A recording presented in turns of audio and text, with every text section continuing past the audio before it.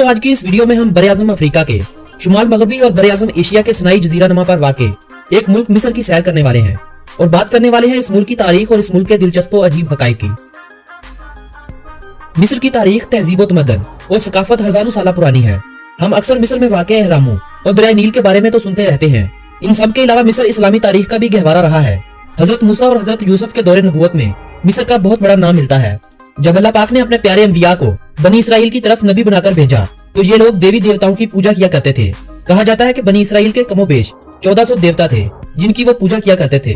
इनका सबसे बड़ा देवता रा हुआ करता था जिसे वो सूरज देवता कहा करते थे। मिस्र की तारीख के बारे में कहा जाता है कि ये वो खिता था जहाँ 3200 कबले मसीह में बादशाह मारना ने तमाम मिस्र की छोटी बड़ी रियासतों को फतह करके एक हुकूमत के ज़ेर तसल्लुत कर लिया था और यूं मिस्र पर फिरौनों की हुकूमत चलने लगी। यहाँ मैं पूरी कोशिश करूंगा कि आपको मिस्र की इस्लामी तारीख से भी आगाह करता चलूं, लेकिन फिर भी अगर कोई गलती रह जाए तो मैं अल्लाह रब्बुल इज्जत से माफी मांगता हूँ, जबकि आप लोगों से मैं पहले ही माजरत कर लेता हूँ। यहाँ मैं एक बात मजीद आप लोगों को बताता चलूं कि फिरौन किसी इंसान का नाम नहीं था। फिरौन मिस्र में हुकूमत करने वाले बादशाहों को कहा जाता था, बिल्कुल वैसे ही जैसे हिंदुस्तान में बादशाह, चीन में खाकान, रूस में जार, रोम में कैसर, जबकि ईरान में बादशाह को कसरा कहा जाता था। इन बादशाहों यानी फिरौनों और उस वक्त के लोगों का ख्याल था कि एक ऐसा वक्त भी आएगा जब वो दोबारा जिंदा होकर अपनी जिंदगियां गुजारेंगे। इसी मकसद के लिए फिरौनों ने कई अहराम तामीर करवाए जहां वो अपनी मम्मीज को महफूज किया करते थे। मुहक्किकीन के नजदीक इन अहरामों का मकसद बादशाहों का अपनी लाशों को मम्मीज की सूरत में महफूज करके यहाँ रखना था। इसीलिए इन अहरामों का आगाज किया गया था। मिस्र की तारीख में बनने वाला सबसे पहला अहराम 2600 कबले मसीह में फिरौन डिजोजर ने बनवाया था। चंद सालों बाद मिस्र के अगले फिरौन ने गीजा का अजीमुश शान अहराम तमीर करवाया। इस अहराम को तमीर करने में कहा जाता है कि कमोबेश 20 साल लगे थे, जिनमें 2 मिलियन से ज्यादा चूने और पत्थर के ब्लॉक्स का इस्तेमाल किया गया था। इस फिरौन को तारीख खुफू के नाम से जानती है। यही वजह है कि इस अहराम को हरमे खुफू भी कहा जाता है। इस बादशाह ने 2589 कबले मसीह तक मिस्र में हुक्मरानी की। सिर्फ मिस्र ही नहीं, उर्दन और शाम के ज्यादातर इलाके इन्हीं के कब्जे में हुआ करते थे। मिस्र के बादशाहों ने इस सल्तनत को बढ़ाने के लिए अफ्रीका और अरब के काफी ममालिक को अपने कब्जे में ले लिया और ताकतवर बनते गए। इन बादशाहों ने अल्लाह ताला के अहकामात की नाफरमानियां की और अपने ही आप को सब कुछ समझने लगे। यही वजह थी कि अल्लाह ताला ने सैकड़ों अंबिया को सिर्फ इसी कौम पर मबूस फरमाया। और फिर वो वक्त आया जब अल्लाह ताला ने हजरत मूसा को इस कौम पर मबूस फरमाया। इस वक्त मिस्र के 19वें शाही खानदान के तीसरे फिरौन रमसीस सानी का दौरे हुकूमत था। यानी ये वो बादशाह था जिसके दौरे हुकूमत में हजरत मूसा की पैदाइश हुई और इसी बादशाह के घर में अल्लाह के हुक्म से आपकी परवरिश भी हुई। बादशाह रमसीस सानी के दौरे हुकूमत में ही बादशाहत उसने अपने बेटे मनफता को सौंप दी। यही वो बादशाह था जो हजरत मूसा का पीछा कर रहा था जब हजरत मूसा और अहले ईमान वालों के लिए अल्लाह ताला ने बहरा कल्जिम को 2 हिस्सों में तकसीम कर दिया।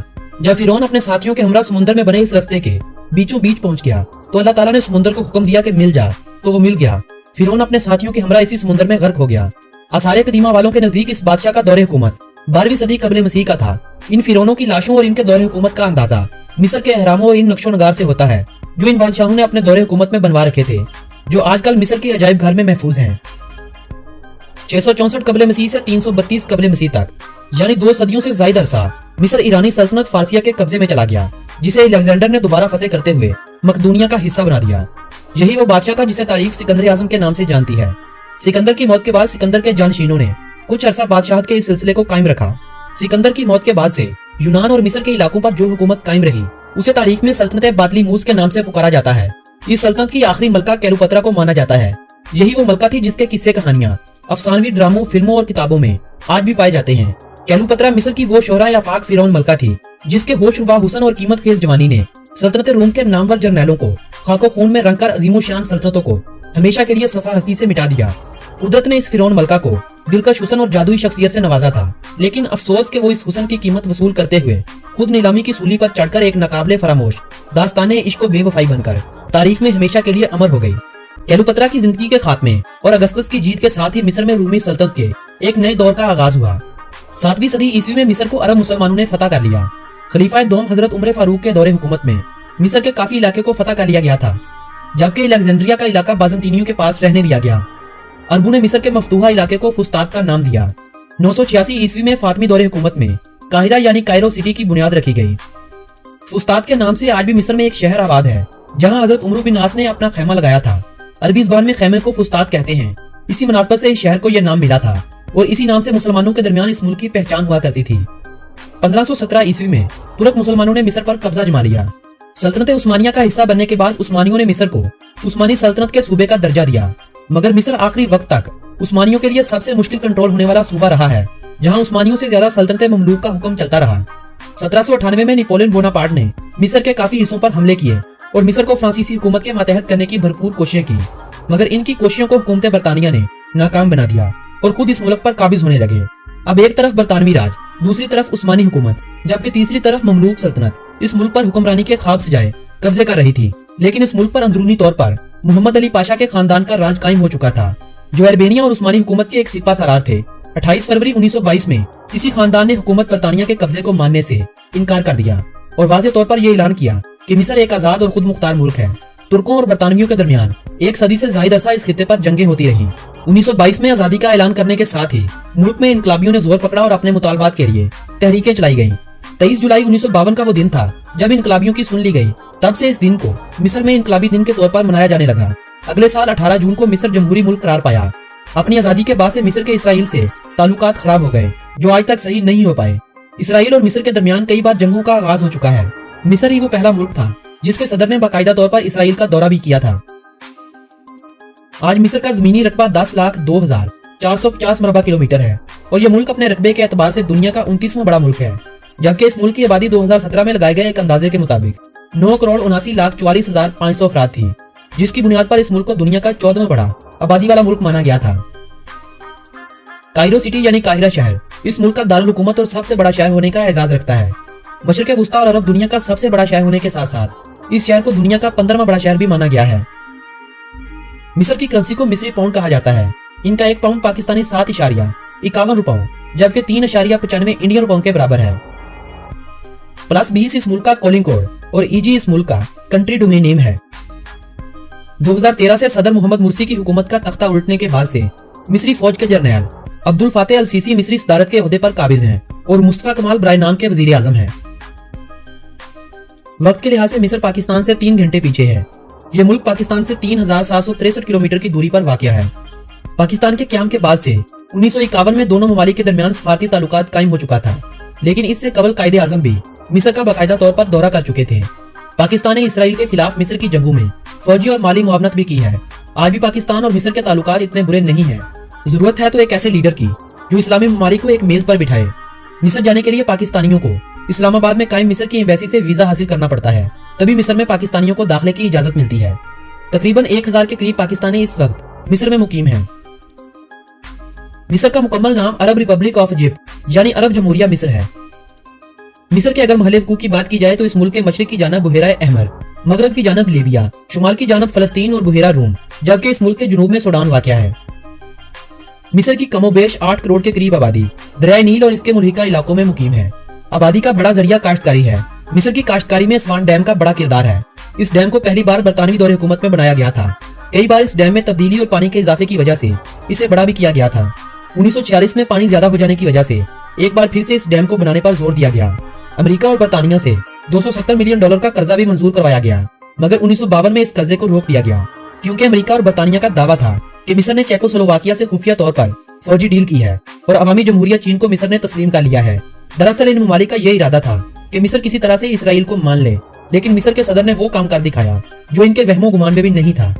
मिस्री सदर जमाल अब्दुल नासर ने नहर स्वीज को कौमी मलकियत में लेते हुए इससे हासिल होने वाली आमदनी से बंद की तामीर का ऐलान कर दिया। इस फैसले ने यूरोप में तहलका मचा दिया। फ्रांस और बरतानिया ने इसराइल को पूरी फौजी और माली मुआवनत की और मिस्र पर हमले करने के लिए उकसा दिया। नहर स्वीज पर इसराइल का कब्जा हो चुका था। अक़वाम मुत्तहिदा, रूस और अमेरिका के दाखिले से इस कब्जे को खत्म करवाया गया। 1958 में सोवियत यूनियन ने मिस्र से अपने ताल्लुकात अच्छे करने के लिए और अमेरिका के खिलाफ एक और साथी बनाने की गर्ज से असवान डैम पर आने वाली लागत का 1/3 हिस्सा देने का ऐलान कर दिया और भारी मशीनरी भी मुहैया की। 1960 में इस डैम का आगाज हुआ और 1970 में यह डैम मुकम्मल हो गया। यह डैम आज मिस्र की काश्तकारी में अपना बहुत किरदार अदा कर रहा है। मिस्र में सिर्फ एक ही दरिया है जिसे दरियाए नील कहा जाता है। इस दरिया पर डैम बनाते वक्त बहुत सी मुश्किलात का सामना करना पड़ा क्योंकि सूडान इस डैम के बिल्कुल खिलाफ था। 1959 में मिस्र और सूडान के दरमियान एक मुआहदा हुआ जिसकी रूह से मिस्र हर साल दरियाए नील से 55.5 बिलियन क्यूसेक मीटर पानी इस्तेमाल कर सकता है। दरिया नील के बारे में मशहूर था कि यह दुनिया का सबसे बड़ा दरिया है, मगर अब इस वक्त दरिया नील अमेज़न दरिया के बाद दुनिया का दूसरा बड़ा दरिया माना जाता है।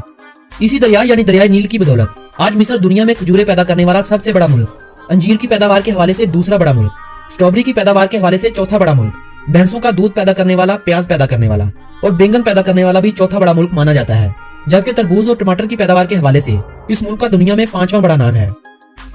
गंदम, मकई, गन्ना, फ्रूट, सब्जियां और चावल दीगर ज्यादा काश्त होने वाली फसलें हैं। 150 साल पहले तक मिस्र के लोग कदीम मिस्रियों के अकीदे के मुताबिक इसी बात पर यकीन रखते थे कि दरियाए नील एक पुरस्रार दरिया है, क्योंकि कोई नहीं जानता था कि इसका पानी कहां से आता है।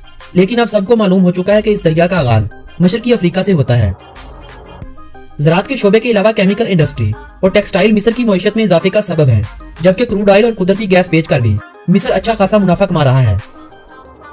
मिस्र के 30 लाख से जायद शहरी हमसाया ममालिक में कामकाज की गर्ज से रहते हैं, जो अच्छी खासी मकदार में पैसा अपने मुल्क ला रहे हैं, जबकि दीगर ममालिक से मुल्क में पैसा जमा करने के हवाले से सियाहत के शोबे का भी बहुत नाम होता है। सियाहत का शोबा मिस्र की मईशत में अपना पूरा किरदार अदा करता है। दुनिया के 7 अजूबों में से एक अजूबा, जो आज से सदियों पहले तामीर किया गया था, मिस्र पिरामिड की शक्ल में आज भी अपनी असली हालत में कायम है। इसके अलावा बेशुमार तारीखी मुकामात तारीख से दिलचस्पी रखने वालों को मिस्र खींच लाते हैं। यही वजह है कि साल 2017 में 80 लाख से ज्यादा सियाहों ने इस मुल्क का रुख किया था। मिस्र जाकर जो हर किसी को बुरा लगता है वो मिस्रियों का मांगना और बार बार अपने सर्विसेज मुसाफिरों को पेश करना है, जिसे ज्यादातर मुसाफिर पसंद नहीं करते। मिस्र के बारे में अगर दिलचस्प हकाई की बात की जाए तो कदीम मिस्र के लोग सिर्फ इंसानों की ही नहीं बल्कि जानवरों की लाशों को भी हनूत किया करते थे। आसार कदीमा वालों को मिस्र से एक 15 फुट लंबे मगरमच्छ की हनूत शुदा लाश भी मिल चुकी है। मिस्र की 90% आबादी मुसलमान है, जिनमें से ज्यादातर सुन्नी फिरके से ताल्लुक रखने वाले अफराद हैं। 9% कप्ती मसीही इस मुल्क में मुकीम है, जबकि 1% दीगर मज़हब के लोग और मसीहत की दूसरी किस्में यहाँ पर आबाद हैं। अरबी इस मुल्क की सरकारी जुबान है। मिस्र में अरबी की 8 से 10 इकसाम बोली जाती हैं, जबकि यूनानी, आर्मेनियाई, बीजा, सीवी और चंद दूसरी जुबानें थोड़ी थोड़ी तादाद में बोली जाती हैं। इंसानों की औसतन उम्र इस मुल्क में 73 साल के लगभग है। तालीम की शरह इस मुल्क में 76% के करीब है। फुटबॉल इस मुल्क की कौमी और सबसे मकबूल खेल है। स्क्वाइश, टेनिस और ओलंपिक्स की दीगर खेलें भी इस मुल्क में काफी तादाद में खेली जाती हैं। मिस्र ने अब तक 4 नोबेल प्राइज अपने नाम का रखे हैं। मिस्र का झंडा 3 मुल्कों के झंडों से मुमासलत रखता है, जिनमें शाम, इराक और यमन शामिल हैं। बाज मिस्र का कौमी परिंदा है। आप बाज को मिस्र के कौमी परचम और आर्मी के लोगों पर भी देख सकते हैं। मिस्र में 2011 में आने वाले इनकलाब ने बहुत तब्दीलियां रूनुमा की। इन तब्दीलियों की वजह एक तरह से फेसबुक को भी माना जाता है। कहा जाता है कि इस इनकलाब में सोशल मीडिया का बहुत बड़ा किरदार था। इसी वजह के पेश नजर मिस्र के एक बाप ने अपनी बेटी का नाम फेसबुक रख दिया, जिसका पूरा नाम फेसबुक जमाल इब्राहिम है। मिस्र अरबों की हामल आबादी वाला सबसे बड़ा मुल्क है। कमल का फूल इस मुल्क का कौमी फूल है। अंजीर का दरख्त इस मुल्क का कौमी दरख्त है। मिस्र अफ्रीका का दूसरा बड़ा मुल्क है। मिस्र का 90% रकबा सहराओं पर मुश्तमिल है। मिस्र की आमदनी का एक बड़ा हिस्सा ज़राअत के शोबे से आता है, मगर इस मुल्क में ज़राअत के शोबे से सिर्फ 30% आबादी मुंसलिक है, जबकि 15% सियाहत के शोबे से जुड़ी हुई है। मूवी इंडस्ट्री के हवाले से मिस्र अरब दुनिया का पहला मुल्क था जहां सबसे पहले इस सनत की तरफ सरकारी सतह पर जोर दिया गया था। मिस्र के टीवी चैनल्स पर हुकूमत की इजाजत के बगैर कोई भी प्रोग्राम नशर नहीं हो सकता। कहा जाता है कि कदीम मिस्र तामीर और तरक्की के साथ साथ फैशन का भी गहवारा हुआ करता था। मिस्र में दुनिया का सबसे पुराना ड्रेस भी खोजा गया है, जिसके बारे में ये कियास आराइयां जारी है कि इस ड्रेस की उम्र कोई 5000 साल पुरानी है। आज की ये वीडियो अगर आप दोस्तों को पसंद आई हो तो इस वीडियो को अपने अजीजों अहबाब के साथ व्हाट्सएप और फेसबुक वॉल पर शेयर करते हुए अपनी पसंदीदगी का इजहार करें। मेरी हौसला अफजाई के लिए इस वीडियो को लाइक करना मत भूलिएगा। अपनी राय के इजहार के लिए कमेंट बॉक्स का इस्तेमाल करें।